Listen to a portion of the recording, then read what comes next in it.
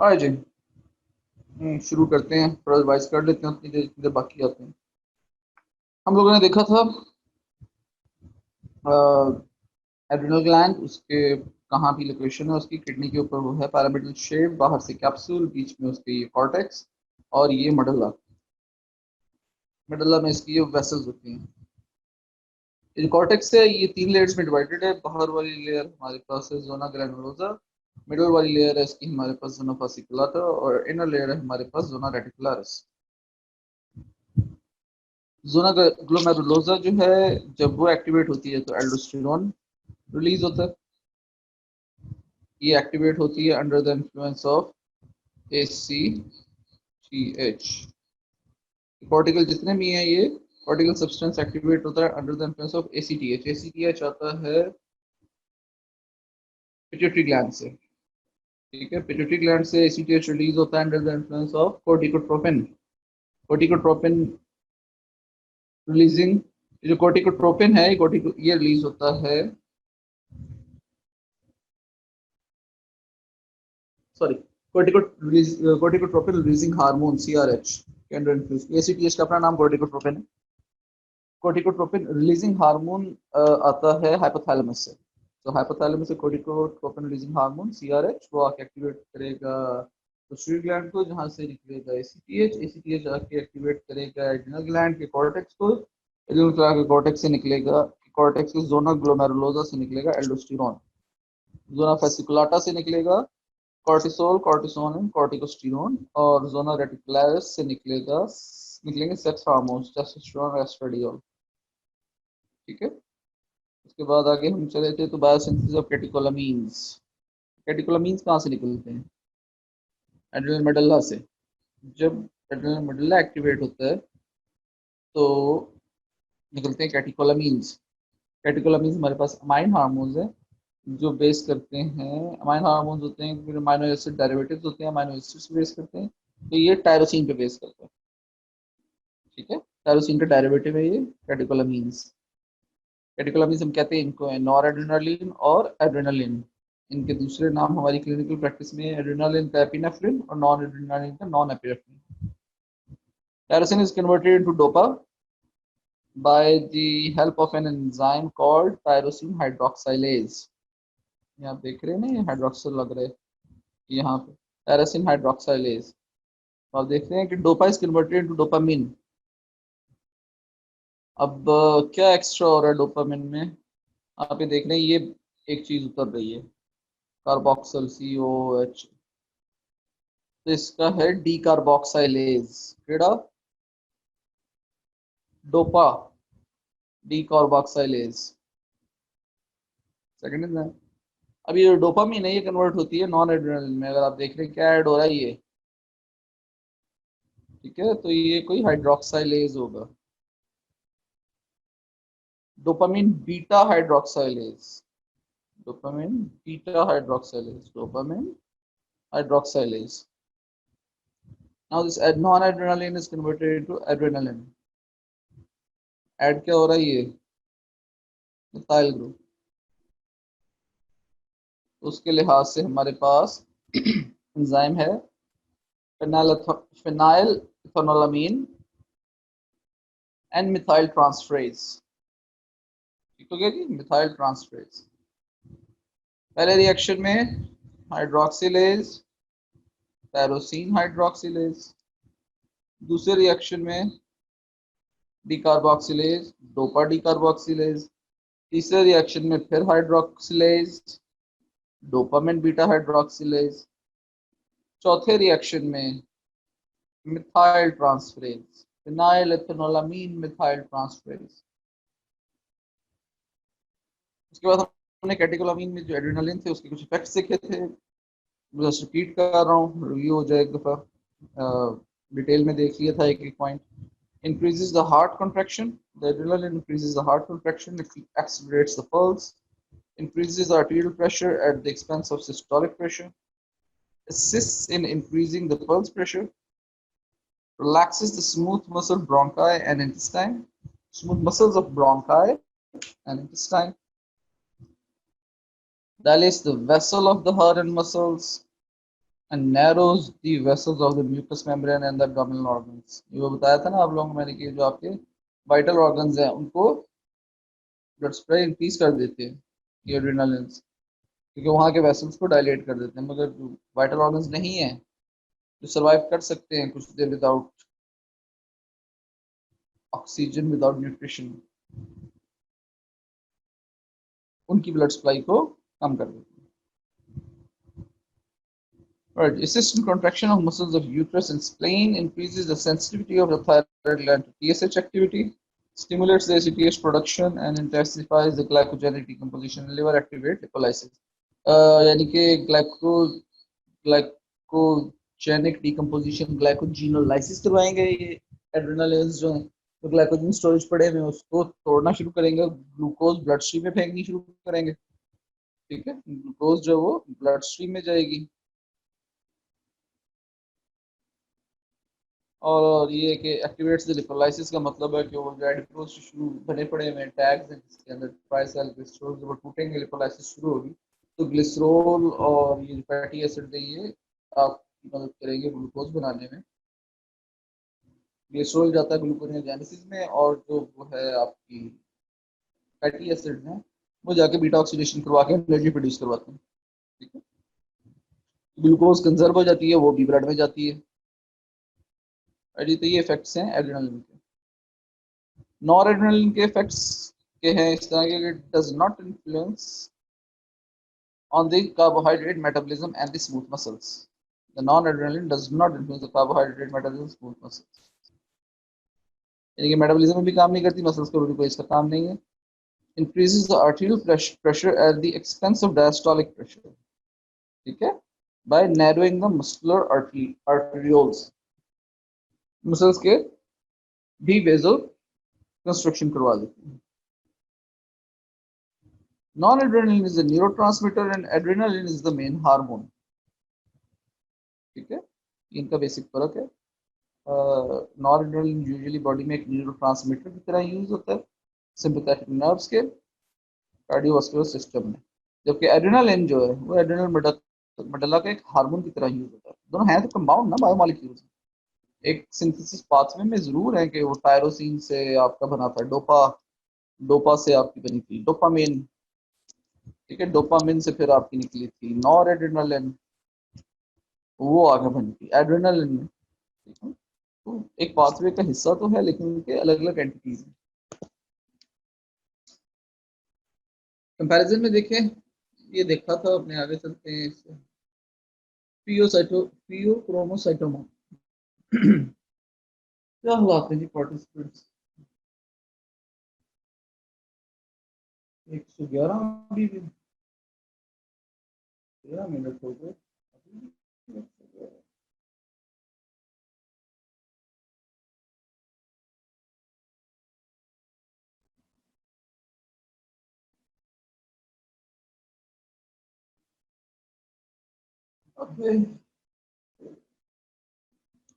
थियोक्रोमोसाइटोमा, it is a rare disease.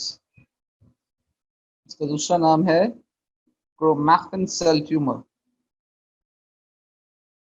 is characterized by hypertension due to excess secretion of epinephrine and non-epinephrine.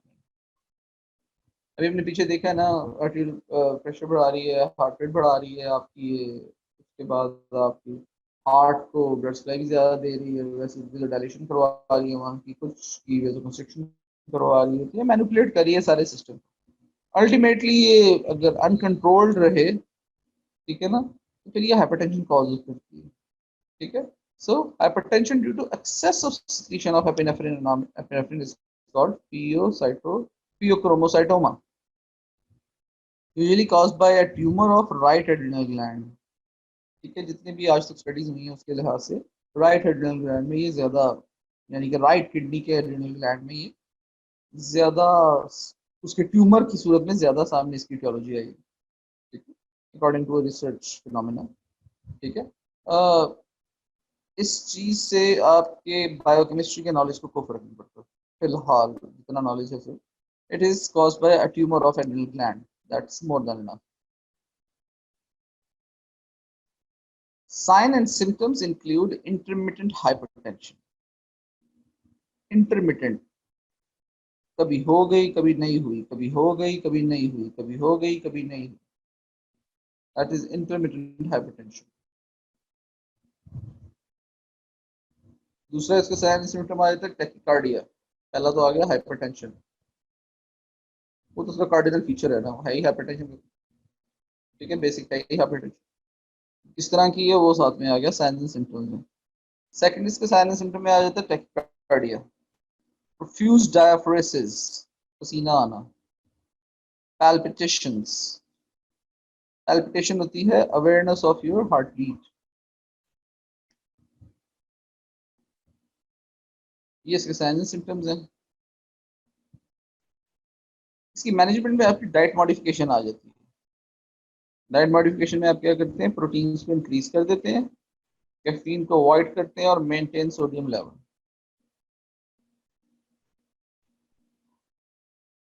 इनकी वजह से increase secretion of epinephrine और norepinephrine की वजह से, adrenaline और नॉरएड्रेनलिन की इंक्रीज सिक्रीशन की वजह से हमारे पास हाइपरटेंशन कॉज होती है. ठीक है, लेकिन इसका एक और इफेक्ट भी है एड्रेनलिन का, कि उसने हाइपरग्लाइसीमिया करवा देना, ब्लड में ग्लूकोज की कॉन्सेंट्रेशन ज्यादा कर देगी.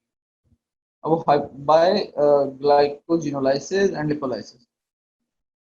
जो हाइपरग्लाइसीमिया होगा ना, in combination with hypertension, hyperglycemia in combination with hypertension is very disastrous and organ damage करता है वो. तो हम अपनी ना जो भी डाइट है उसके अंदर कार्बोहाइड्रेट को और लिपिड्स को बहुत रिस्ट्रिक्ट कर देते हैं और प्रोटीन को हाई कर देते हैं, ताकि बॉडी में जाए ही ना ज्यादा कार्बोहाइड्रेट. ना ज्यादा कार्बोहाइड्रेट जाएगा ना वो ग्लूकोज में कन्वर्ट होगा, जो हाइपरग्लाइसीमिया को मजीद खराब करेगा. वैसे भी जरूरत ही नहीं, जब आपको ग्लूकोज की तो आपने क्यों देना. लिपिड से भी अल्टीमेटली एडिपोज टिश्यू करना होता है. वो एडिपोज टिश्यू जो है वो ऑलरेडी लिपोलाइसिस में जा चुका हुआ है, तो वो भी ग्लूकोज प्रोड्यूस कर रहा है. तो जो भी आप खा रहे हो फैट और ग्लूकोज कार्बोहाइड्रेट के अंदर, वो सारा हाइपरग्लाइसीमिया कॉज कर रहा है. तो इस हाइपरग्लाइसीमिया को रोकने के लिए हाई प्रोटीन डाइट देना शुरू करें. कैफीन को अवॉइड करते हैं ताकि ज्यादा पानी ना लॉस हो बॉडी में से. ठीक है, और सोडियम लेवल को मेंटेन करते हैं. ठीक है, ये इसकी मैनेजमेंट है. This concludes the adrenal medullary hormone. पहले भी हो गया और अब रिपीट भी हो गया. एड्रेनल ग्लैंड्स भी हो गया, पिट्यूटरी ओवर. हम स्टार्ट करते हैं male and female gonadal hormones.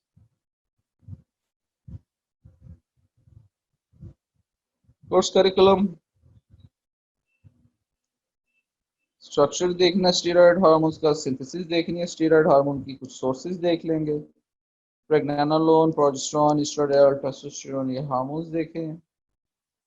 Transport देखें स्टेरॉयड हार्मोन की, एक्शन देखें स्टेरॉयड हार्मोन्स का. क्लिनिकल के अंदर हाइपोगोनाडिज्म और हाइपरगोनाडिज्म देखें.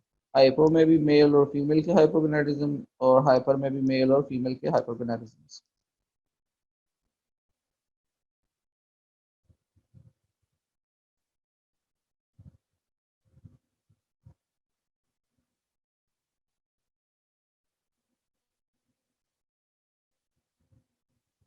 It's a lipophilic molecule. If it's a lipophilic, it's a hydrophobic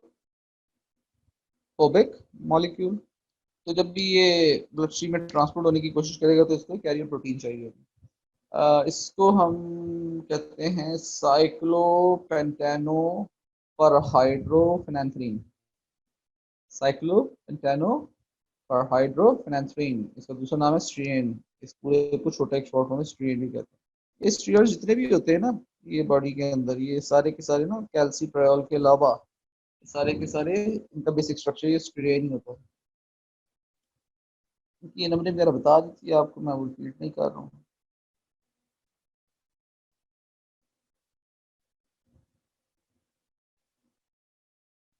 biosynthesis हमारी प्रोटीन तो है नहीं. ठीक है, तो इस वजह से जीन्स का कोई लेना देना नहीं है. ठीक है, ये सिंथेसाइज होते हैं कोलेस्ट्रॉल की एंजाइमेटिक मॉडिफिकेशन से. ठीक है, सारे के सारे जितने भी हैं स्टेरॉइड वाले एंजाइम्स कुछ चाहिए होते हैं, और कोलेस्ट्रॉल स्टेरॉइड हार्मोन में चेंज हो जाती है. सोर्सेज में हमारे पास कोलेस्ट्रॉल के सोर्सेज में डिनोवो बनाई जा सकती है. From acetyl CoA. Acetyl CoA कहाँ से आता है? यूजुअली बॉडी में एसिटाइल कोए हमारे पास मेटाबॉलिकली जो है वो आता है from beta oxidation of fatty acid.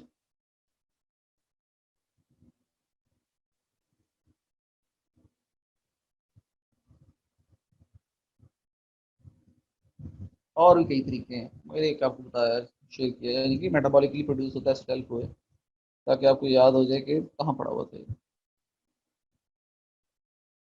Multi step process है, एंजाइमेटिक रिएक्शंस होते हैं उसमें काफ़ी, और उसके लिए हमें जो की रेट लिमिटिंग उसमें एंजाइम है वो है एच एम जी को रिडक्टेज। वो कैसे काम करता है ये एंजाइम? स्टाइल को एच एम जी को बना, एच एम जी को से मेलानेट बना, यहाँ पे एच एम जी को रिडक्टेज एंजाइम होता है जो रेगुलेट होता है अपने प्रोडक्ट से भी रेगुलेट होता है, क्योंकि मेलानेट कन्वर्ट करता है कोलेस्ट्रॉल में, और वो कोलेस्ट्रॉल डायरेक्ट इसको रेगुलेट करता है। अब देखो, सॉरी, डायरेक्ट रेगुलेट करता है इसको एच एम जी कोयर रिडक्टेज को। ठीक है, इसकी कॉन्सेंट्रेशन अगर ज्यादा हो जाएगी तो एच एम जी कोयर रिडक्टेज की कॉन्सेंट्रेशन कम हो जाएगी। कोलेस्ट्रॉल की कॉन्सेंट्रेशन अगर कम हो जाएगी तो एच एम जी कोयर की रिडक्टेशन, एच एम जी कोयर रिडक्टेज की अप रेगुलेशन शुरू हो जाएगी, प्रोडक्शन ज्यादा हो जाएगी। एक हो गया, आगे देखते हैं क्या है। ये जो कोलेस्ट्रॉल है ना, ये उनमें भी मौजूद होता है, एलडीएल में, लो डेंसिटी लिपोप्रोटीन्स के अंदर।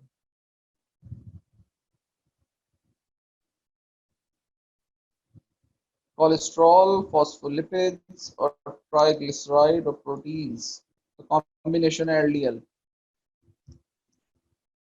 ये भी सोर्स हो सकता है हमारे पास कोलेस्ट्रॉल का बॉडी में।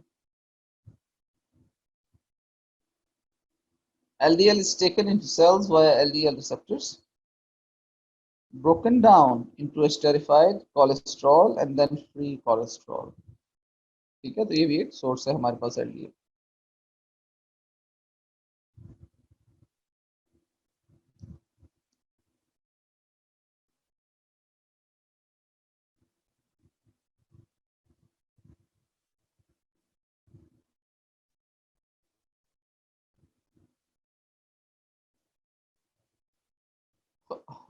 जस्ट मिनट, मैं स्क्रीन क्लियर करना चाह रहा हूँ, तंग कर रही है मुझे।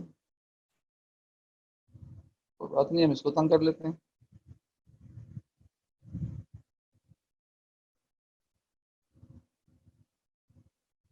जी, स्टीरॉयड हार्मोन का आपको एक दिखाई हुई है, मेटाबॉलिक पाथवे दिखाया हुआ है, जो कोलेस्ट्रॉल से बना प्रेग्नेनोलोन।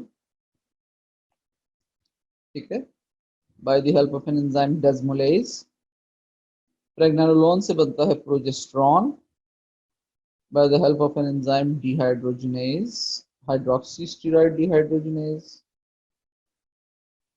ठीक है, यहाँ पे ना ये जो एंजाइम्स है ना, ये क्रैम भी कर लोगे तो कोई इतना बड़ा मसला नहीं है, सीधा सीधा, कोई रेगुलेशन वगैरह नहीं पड़नी इसकी हमने।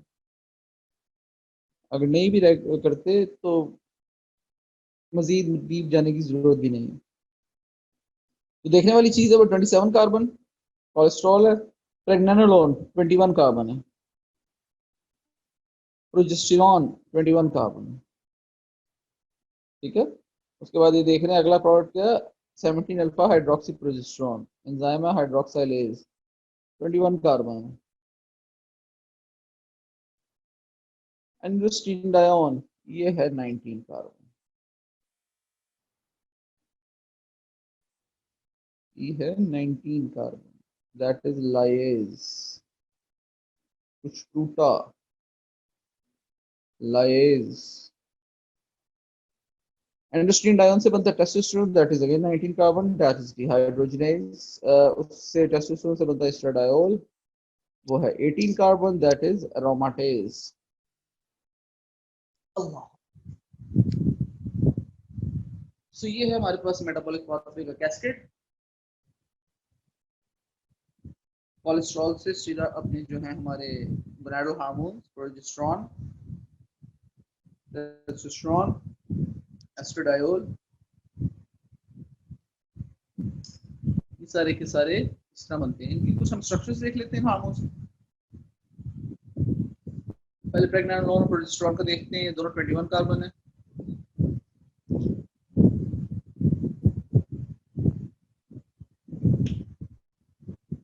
Directly from the cholesterol, which is produced directly from the cholesterol, और ये आगे सबका प्रिकर्सर। इसके स्ट्रक्चर में आप देख सकते हैं कि कोलेस्ट्रॉल के स्ट्रक्चर से अगर कंपेयर किया जाए,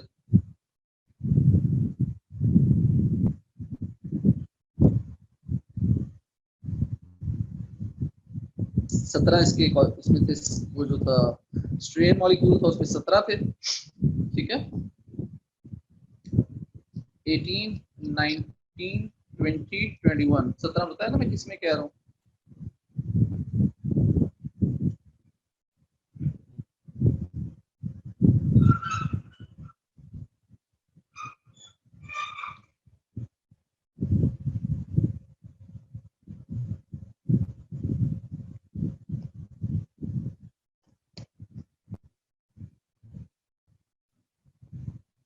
ये 17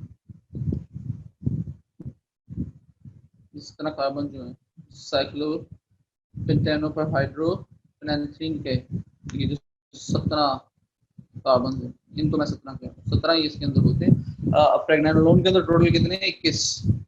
तो वो 4 कहाँ पे हैं एक्स्ट्रा? बस इनका हल्का सा ध्यान रखने की जरूरत है स्ट्रक्चर वाइज, वो भी अगर कहीं पे पूछ लिया जाए वाइवा पॉइंट ऑफ व्यू से, प्रेगनेनोलोन में ऑस्ट्रेलियन मॉलिक्यूल के अंदर कितना फर्क है? 4 कार्बन का फर्क है। कौन से वो 4 कार्बन? 1, 2, 3, 4, ठीक है। 17 plus 4 is 21 carbons, and the pregnenolone is directly produced by the cholesterol enzyme desmolase। वो देख लेना, वो एंजाइम्स आप लोग क्रैम ही करने हैं यहाँ पे और कुछ नहीं करना। कुछ चीज़ें कॉन्सेप्ट लेने वाली हैं, याद करने वाली हैं, उनका मैं बता रहा हूँ। Progesterone 21 carbon, again strain molecule वो 7 कार्बन, 1, 2, 3, 4। अब ये भी वही, ये भी प्रेगनेनोलोन और प्रोजेस्टेरॉन में फर्क क्या है स्ट्रक्चर वाइज? ये फर्क, ठीक है। It's produced directly from the pregnenolone, cholesterol से प्रेगनेनोलोन, प्रेगनेनोलोन से progesterone. It's secreted by corpus luteum and maintains the uterine endometrium of for implantation along with the estrogen। आगे आ जाते हैं हमारे पास testosterone, estradiol. Testosterone is 18 carbon, 19 carbon, estradiol is 18 carbon.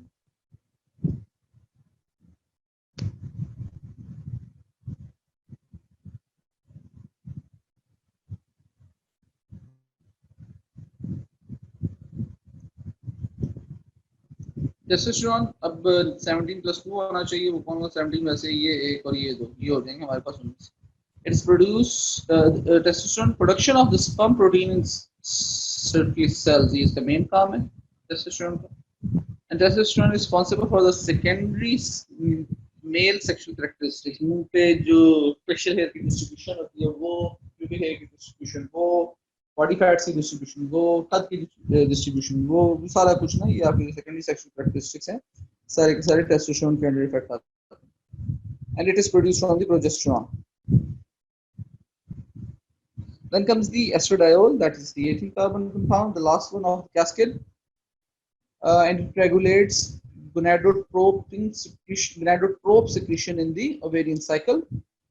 It maintains the uterine epithelium, endometrium, again for the implantation, and it is responsible for the secondary sexual characteristics in the female. Structure इसका कुछ ऐसा सा होता है। Mail के अंदर इसके अंदर होता है negative feedback inhibitor of Leydig cell synthesis of testosterone.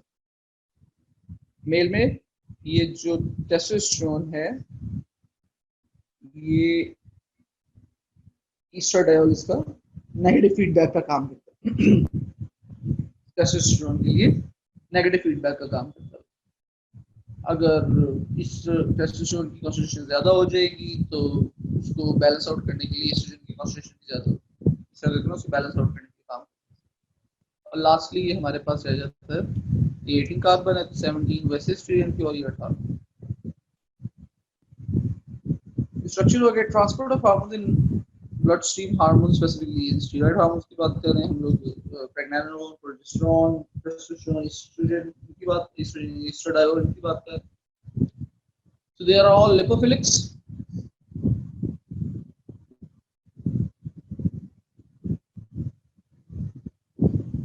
and they are bound to protein carriers in blood. Because they are lipophilic, they are bound to protein carriers in blood.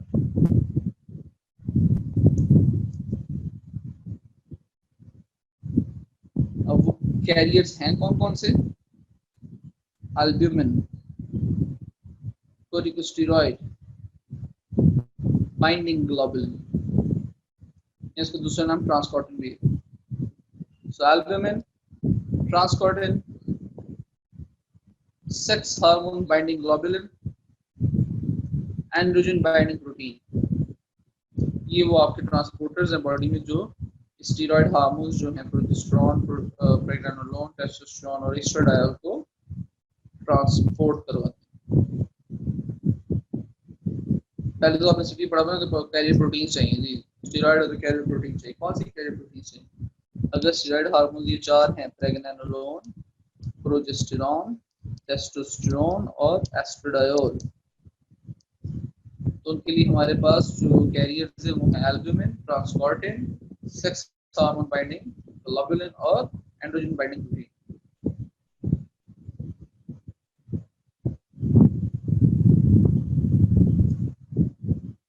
Right, steroid का action ये हमने पहले देखा हुआ है, ये मैं आपको रिपीट करवाता हूँ। इससे पहले हमने स्टार्ट में देखा था। इससे पहले आपके पास क्वेश्चंस हैं, तो मैं 5 क्वेश्चंस किए देना चाहूंगा यहाँ पे।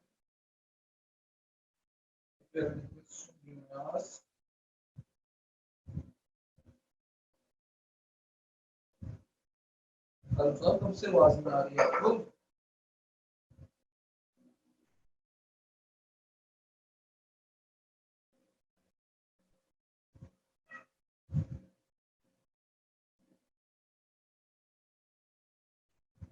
डॉक्टर साहब मौजूद है यहाँ पे?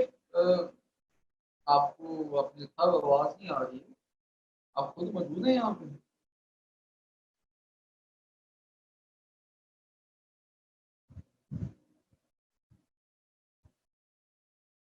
बेटा एनी क्वेश्चंस एनीबॉडी?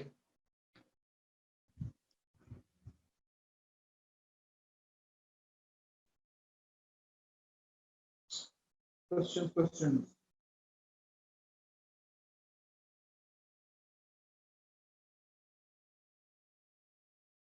आवाज अभी सही नहीं आ रही?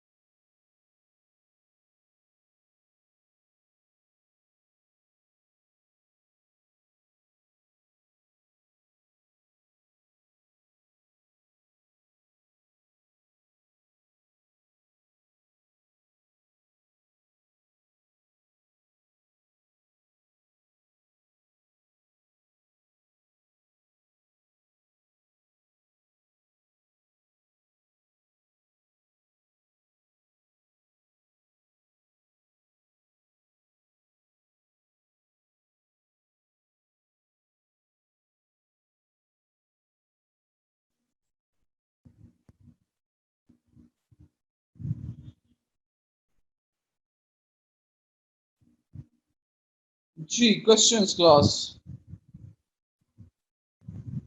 पहले तो ये कंफर्म करें कि आवाज आ रही है कि मैंने स्क्रीन शेयर नहीं की है। मुझे ये कंफर्म करेंगे आवाज आ रही है कि नहीं, और साथ में अगर क्वेश्चन है तो वो बताएं।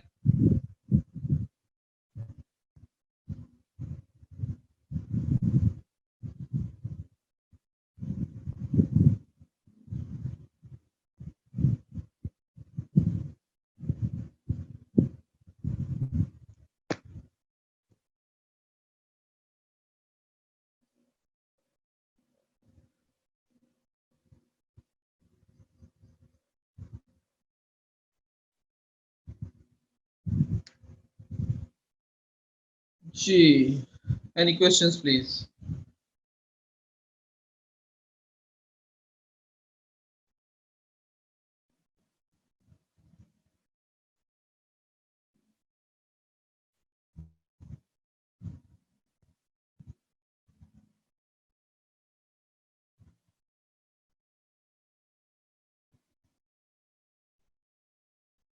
Questions?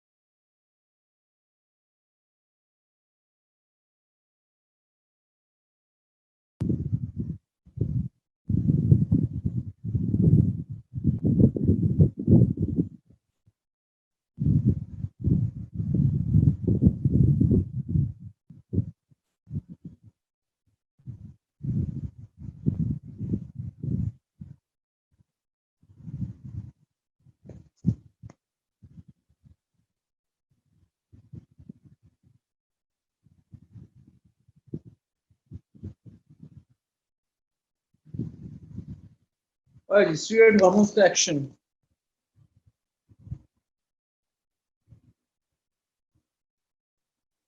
Sound and voice clear है?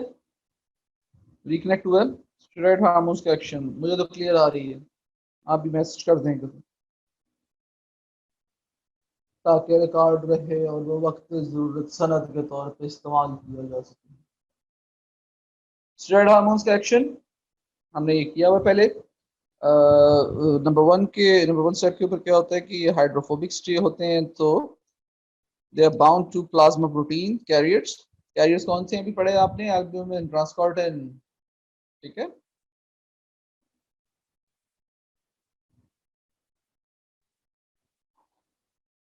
But the problem is that only unbound hormones can diffuse into the target cells. तो स्टेरॉइड हार्मोन्स जो हैं वो रिसेप्टर के ऊपर आके अटैच होते हैं अनबाउंड होके, ठीक है। ये देखें, ये कैरियर प्रोटीन के साथ लगा हुआ, उसके बाद अनबाउंड हुआ, जैसे ही अनबाउंड हुआ तो ये सेल में घुस जाता है क्योंकि हाइड्रोफोबिक है, ठीक है। तो ये ब्लड स्ट्रीम में नहीं रहता, ये सेल में घुस जाता है। इनके रिसेप्टर्स यूजुअली होते हैं साइटोप्लाज्मिक, न्यूक्लियर, पॉसिबल है मेम्ब्रेनस भी हो।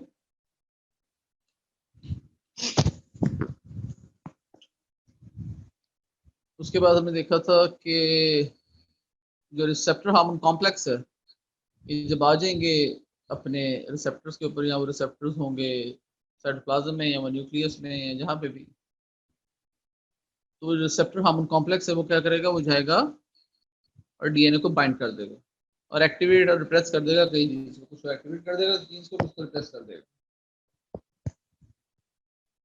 जो एक्टिवेटेड जीन्स होते हैं वो आरएनए बनाते हैं, वो आरएनए साइटोप्लाज्म में जाता है और वहाँ पे प्रोटीन्स बनते हैं।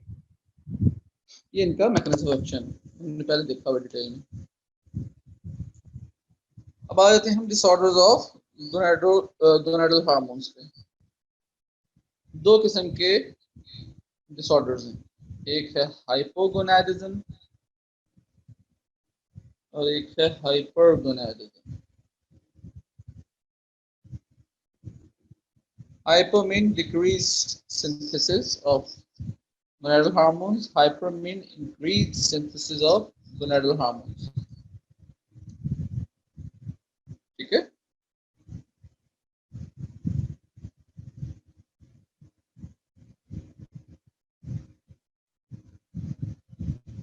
diminished functional activity of gonads is called hypogonadism.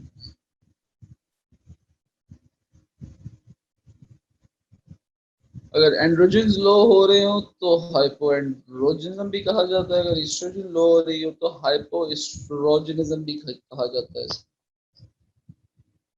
ठीक है, हाइपरगोनाडिज्म में hyper function of the gonads can manifest as precocious puberty, जल्दी कम उम्र में प्यूबर्टी आ जाए।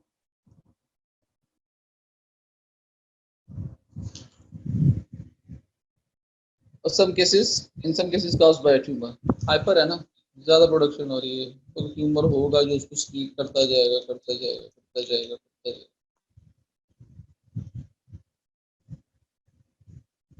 हाइपोगोनाडिज्म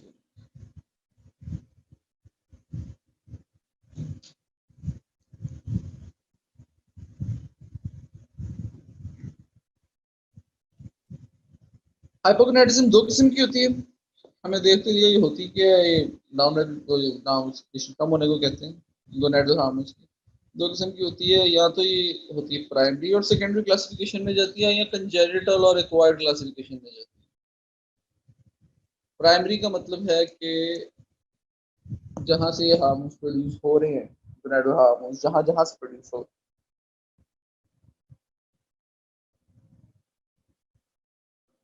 उस ऑर्गन का मसला वहां से प्रोड्यूस नहीं हो रहा। ठीक है,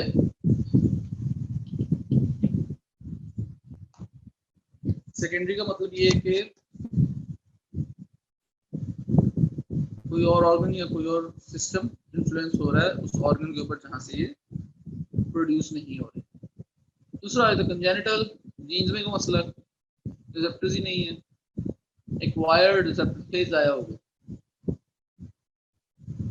हार्मोन्स है ना, ग्लैडर हार्मोन्स, उनके रिसेप्टर्स होंगे जिस पे जाके उन्हें अटैच होना है। अभी हमने देखा एक्शन क्या है इसका, स्टेरॉइड हार्मोन्स, कोई रिसेप्टर ही नहीं बनेगा कंजेनिटली।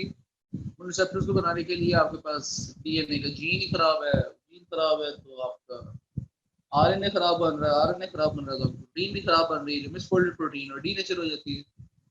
कंजेनिटल है। एक्वायर्ड के अंदर ये कि बॉडी ने एक्वायर कर लिया किसी ना किसी तरह से कि वो अब नहीं बनेंगे वो वाले रिसेप्टर्स दोबारा। साइनस सिम्टम्स में अगर आ जाते हैं हम तो मेल और फीमेल साइनस सिम्टम्स देख रहे हैं, फीमेल के अंदर है जी inability to begin menstruation, secondary sexual characters do not develop। ठीक है, ये हाइपोगोनाडिज्म की हम बात कर रहे हैं। ठीक है, पहला था the menstruation does not begin, दूसरा था secondary sexual character does not develop, and after puberty the causes of cessation of menstruation, loss of body hair and hot flashes।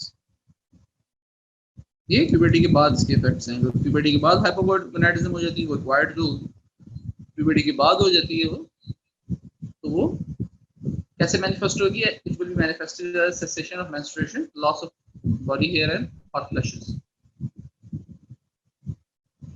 Mails में hypogonadism is manifested by impaired muscles and body hair development, and in some males the hypogonadism may lead to gynecomastia, development of mammary glands in male and erectile dysfunctions।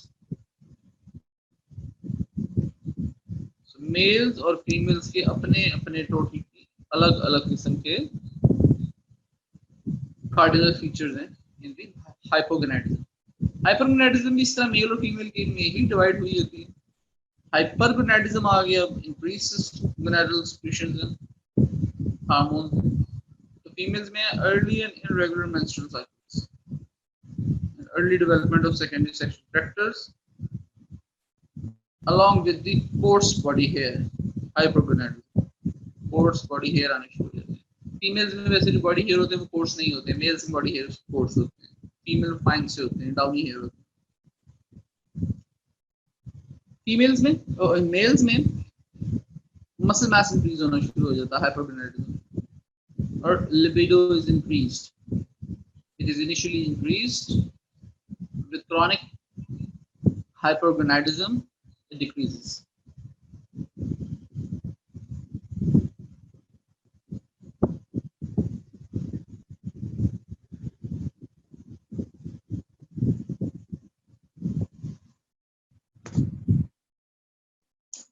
But both in males and females, there are some signs and symptoms that they are common.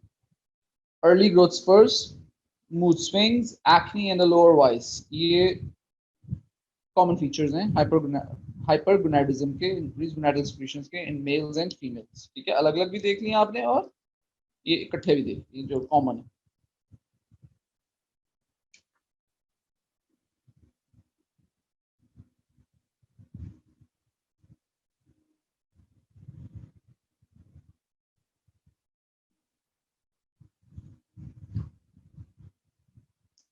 कई health condition है जिनको हम हाइपरगोनाडिज्म की cause के लिए label कर सकते हैं, जैसे कि ट्यूमर्स, ओवरीज में भी टेस्टिस में भी हाइपरगोनाडिज्म है, दोनों में होता है. लिवर और किडनी डिजीज की वजह से होती है हाइपरगोनाडिज्म. स्विन इन्फेक्शंस में हो जाती है, सर्जरी की वजह से हो सकती है, ऑटोइम्यून डिसऑर्डर्स हो सकते हैं, और सम इंजरी और lesion to the pituitary gland हो सकती है, genital gland, spinal gland, adrenal gland, endocrine gland.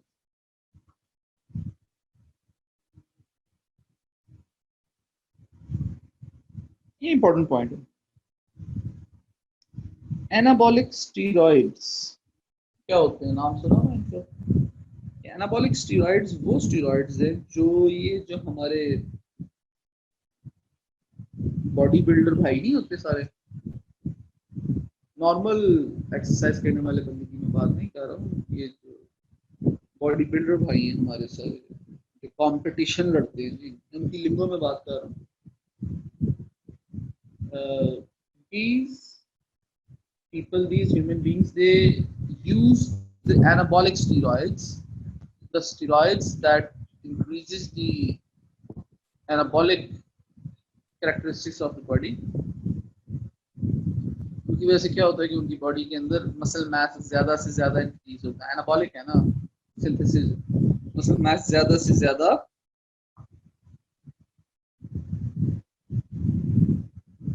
Increase हो रहा होता है. इन लोगों में हाइपरगोनाडिज्म के बहुत ज्यादा रिस्क होते हैं. एक तो ये जो स्टेरॉइड्स हैं इनको अनसुपरवाइज भी ले रहे होते हैं, और अगर सुपरवाइज भी ले रहे हो तो क्रॉनिकली ले रहे हो. स्टेरॉइड्स हैं वो अगर जाके मसल मास इंक्रीज करेंगे तो जाके किडनीज को भी तो तंग करेंगे, आपके और भी तो ऑर्गन्स को तंग करेंगे. तो उन तंगियों में से जो स्टेरॉइड्स प्रोड्यूस करते हैं उनमें हाइपरगोनाडिज्म भी एक मसला है. ये तो सप्लीमेंट्स खाते हैं ना लोग, ये खाते हैं या लगाते हैं एनाबॉलिक स्टेरॉइड्स में body builder, they can lead to abnormally high levels of testosterone and other androgens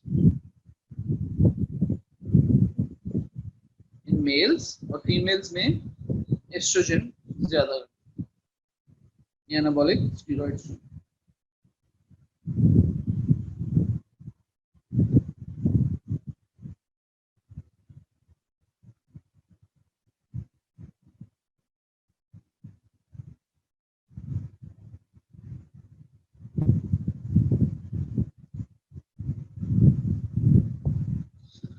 ले जी, हमारा एक पोर्शन मुकम्मल तौर पे खत्म हो गया. ये हमारा दूसरा पोर्शन होगा जिसमें थायराइड और पैराथायराइड हार्मोन्स आ जाएंगे, और ये कलम कल्ला हमारा थर्ड पोर्शन होगा. इसमें हमारे पास पेनक्रियाज के दोनों हार्मोन हमने डिस्कस करने, इंसुलिन और glucagon detail. So first portion is done. We will start the second now and then the third one. Alright जी, अब तक इस पोर्शन में किसी किस्म का कोई सवाल? टाइम क्या हो रहा है? Alright, fine. 10 मिनट रह गए हैं. आप लोगों के पास क्वेश्चन आंसर के लिए टाइम है, आप क्वेश्चन पूछ सकते हैं. I'll answer.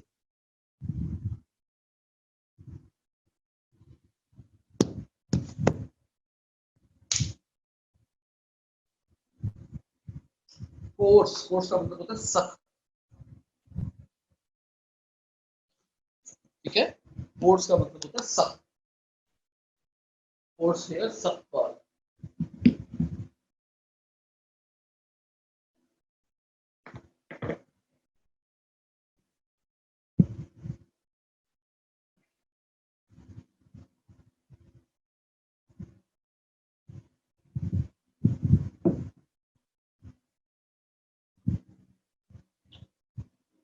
वेलकम बेटा।